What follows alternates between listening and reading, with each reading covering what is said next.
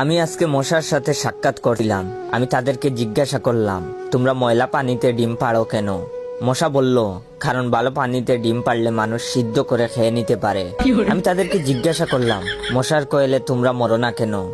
মশা বলল, আমরা যদি মরে যাই তাহলে কোয়েলের ফ্যাক্টরি বন্ধ হয়ে যাবে।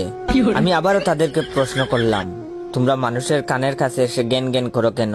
মশা বলল, কারণ মানুষের পায়ের কাছে কিংবা অন্য কোথায় জ্ঞান জ্ঞান করলে মানুষ শুনতে পায় না, তাই। আমি তাদেরকে জিজ্ঞাসা করলাম, আমি শুনেছি পুরুষ মশারা নাকি রক্ত খায় না, তাহলে ওরা কি খায়? মশা বলল, পুরুষ মশারা শুধু বউয়ের বোকা খায়।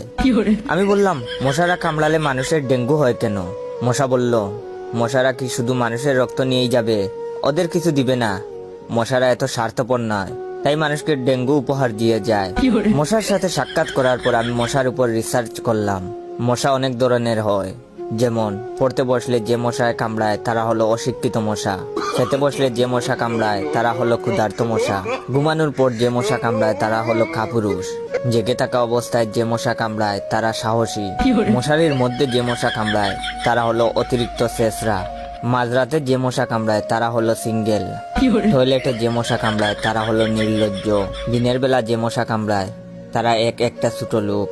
আমার এই ভিডিওটা দেখার সময় আপনাদের যেই মশাগুলো কামড়াইতেছে ওইগুলো হলো প্রতিবাদী মশা।